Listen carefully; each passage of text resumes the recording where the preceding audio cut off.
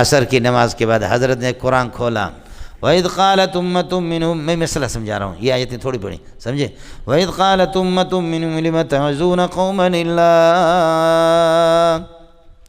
کسی نے کہا بس درس نہیں ہوگا، نہیں دے سکتے درس۔ مولانا احمد علی لاہوری نے فرمایا اب میں یہ کرتا ہوں تاکہ میں خدا کو منہ دکھا سکوں، تم لوگ یہ کرو، مہربانی کرو، سمجھ شریف میں ہے کہ نہیں، یہ میرے ہاتھ میں قرآن ہے، تم میں سے ایک آدمی آ کر کے میرا ہاتھ پکڑ لے، مجھے گھسیٹ گھسیٹ کر کے مسجد سے نکالے تاکہ آسمان والا بھی دیکھ لے۔ احمد علی خود درس کو چھوڑ بھی نہیں رہا ہے بلکہ اللہ آپ کا بھلا کرے اس کو گھسیٹا جا رہا ہے، مہربانی کرو ایک آدمی آ جاؤ۔ اس لیے دیوبندی اور بریلوی دونوں بے وقوف ہیں، سمجھے۔ دیوبندی بریلوی کہتے کہ حضرت صلی اللہ علیہ وسلم مختار کل ہے، دیوبندی کہتے مختار کل نہیں ہے۔ سمجھتا ہے؟ ماشاءاللہ دونوں بے وقوف۔ اس پر مناظرے بھی ہو رہے ہیں، میں ان بزرگوں کا نام نہیں لیتا جنہوں نے کتاب بھی اس پر لکھی لیکن اس بات پر تنبیہ نہیں کی، میں ان کا ذمہ دار نہیں ہوں۔ اللہ نے جب ان کا اس طرف توجہ نہیں کی تو میں کیا کر سکتا ہوں، ان کی توجہ نہیں کرائی اس طرف۔ اختار اختیار کا معنی چننا پسند کرنا، خیر سے چننا پسند کرنا۔ تو اختار کیا مختار کل، وہ کہتے ہیں کہ جی مختار کل ہے اور دیوبندی کہتے ہیں مختار کل نہیں ہے۔ وہ مختار کل کا معنی محمد رسول اللہ سب سے چنا ہوا پیارا دانہ ہے، ساری کائنات سے چنا ہوا پیارا دانہ، سمجھے اس کا معنی۔ اور دیوبندی کہتے ہیں کہ جی نہیں مختار کل نہیں، پسندیدہ نہیں ہیں آپ، او کیا کہہ رہے ہو۔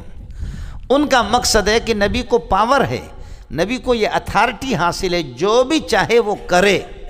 دنیا میں تصرف کر سکتا ہے، اس کے لیے اختیار کا لفظ نہیں آئے گا، اس کے لیے تخییر کا لفظ پھر بھی آتا ہے، سمجھ شریف میں ہے کہ نہیں، ما خیر رسول اللہ صلی اللہ علیہ وسلم بین امرین الا اختار احونہما، سمجھ شریف میں، اس کے لیے تخییر کا لفظ آئے گا۔ تو ان کو مخیر الکل مخیر فی الکل کہنا چاہیے تھا، جو ان کا مدعا ہے اس کے لیے جو لفظ منتخب کرنا چاہیے تھا وہ منتخب کر نہ سکیں، اور جو آپ کا مدعا جس چیز کی آپ کو نفی کرنی ہے آپ اس کی نفی کر نہ سکیں، اور جس چیز کی دیوبندی آپ نفی کر رہے اپنا منہ کالا کر رہے ہیں آپ بھی۔ محمد چنا ہوا ہے پوری کائنات میں، لفظ کو بھی سوچو کس کی نفی کر رہے ہیں، جو تمہارا مدعا ہے۔ اس لیے جیسے میں نے آپ سے عرض کری ہے امام بخاری شوٹنگ کرتا ہے امام ابو حنیفہ پر، سمجھے، تو ہمارے اکابر کہتے ہیں جدھر ابو حنیفہ ہے ادھر تمہاری بندوق کا رخ نہیں ہے، اور جدھر تمہاری بندوق کا رخ ہے ادھر ابو حنیفہ نہیں ہے، سمجھتا ہے۔ جو ابو حنیفہ کا مذہب تھا وہ امام بخاری کو پہنچا نہیں، جو پہنچا ہے وہ ہمارا مذہب نہیں ہے، سمجھے۔ جیسے کہ بریلوی کہتے ہیں کہ دیوبندی درود کے منکر ہے، درود کے منکر ہے، درود کا منکر پکا کافر ہے، کافر کا بیٹا ہے، کافر کافر کافر مرتد بے ایمان، سمجھے۔ لیکن دیوبندی تمہارے بنائی ہوئی ہے جو اللہ آپ کا الصلاۃ والسلام یا رسول اللہ، الصلاۃ والسلام یا حبیب اللہ، الصلاۃ والسلام یا اکرم خلق اللہ، میں چونکہ ان کا مؤذن رہ چکا ہوں، سمجھے، ہاں یہ صلاۃ والسلام جتنا مجھے آتے کسی کو بھی نہیں آتے، سمجھے، یہ میں مؤذن رہ چکا ہوں، آیا سمجھ میں۔ تو جس درود کو ماننا چاہیے اس کو دیوبندی مانتے ہیں، اور جس کا تمہیں انکار یہ ہے کہ اللہ آپ کا بھلا کرے، جس کو تمہیں ثابت کرنا ہے وہ ثابت کرو، اس کو دیوبندی مانتے ہیں، اور جس کے تم دیوبندی کو منکر سمجھتے ہو، دیوبندی درود کا منکر نہیں ہے، سمجھ شریف میں ہے کہ نہیں۔ خامخواہ بزرگوں کو غریبوں کو بس یہ ہے، بسا اوقات لڑنا ہے ہر صورت میں۔ حضرت اقدس محمد منظور نعمانی رحمۃ اللہ نے لکھا، فرمایا خدا کی قسم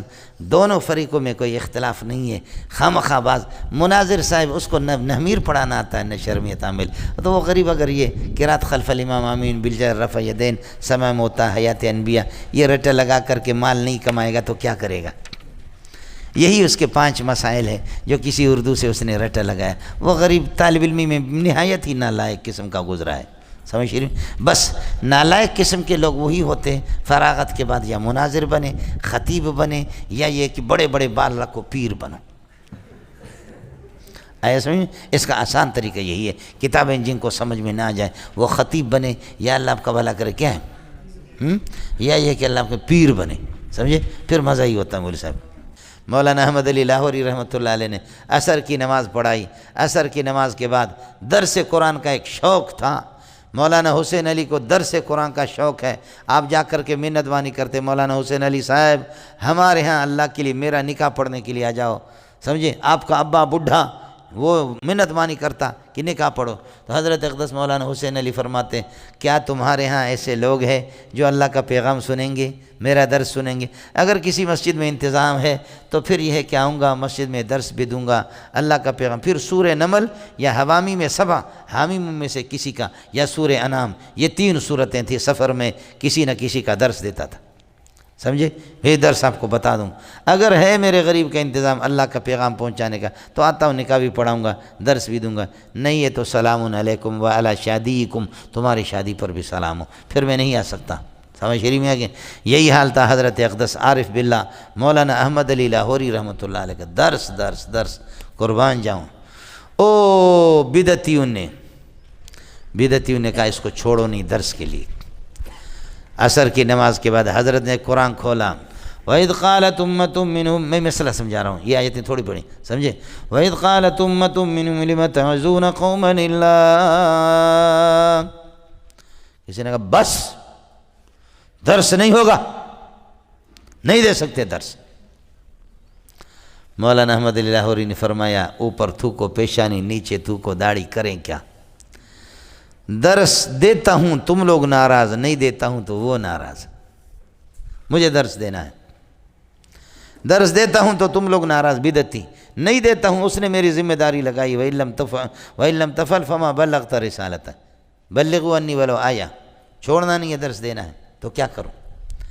تو فرمایا کہ اب میں یہ کرتا ہوں تاکہ میں خدا کو منہ دکھا سکوں، تم لوگ یہ کرو، مہربانی کرو، سمجھ شریف میں ہے کہ نہیں، یہ میرے ہاتھ میں قرآن ہے، تم میں سے ایک آدمی آ کر کے میرا ہاتھ پکڑ لے، مجھے گھسیٹ کر کے مسجد سے نکالے تاکہ آسمان والا بھی دیکھ لے۔ احمد علی خود درس کو چھوڑ بھی نہیں رہا ہے بلکہ اللہ آپ کا بھلا کرے اس کو گھسیٹا جا رہا ہے، مہربانی کرو ایک آدمی آ جاؤ۔ اب میں زید کو کہتا ہوں تم آگے جا، تم آگے جاؤ، سمجھ رہی، اور زید کہتے ہیں کہ تم آگے ہو جاؤ، اور پھر زید کہتا ہے نوشکیوے کو بدبخت کو کہ تو آگے ہو جا، سمجھ رہی، اور وہ کہتے ہیں مردوئی کو تم آگے ہو جا، مردوئی ہے نا، سمجھ رہی میں، آگے ہو جاؤ، آیا سمجھ میں نہیں آیا؟ تو ایک سمجھدار بدعتی تھا، اس نے کہا کوئی بھی آگے نہ ہو جائے، ہم اس کے مخالف ہیں، اس کے مذہب کے مخالف ہیں، لیکن اللہ کے لیے کوئی اس کا ہاتھ نہ پکڑو، اللہ کی طرف سے عذاب آئے گا، تباہی آ جائے گی، سمجھے؟ کوئی بھی تیار نہیں ہو، مولانا آ کر کے بیٹھ گیا، پھر مولانا نے درس شروع کر دیا، آیا سمجھ میں؟ السلام علیکم جی دوستوں، آپ نے دیکھا اور سنا شیخ مولانا منظور مینگل صاحب کو کہ شیخ مولانا منظور مینگل صاحب کیا بیان فرما رہے تھے۔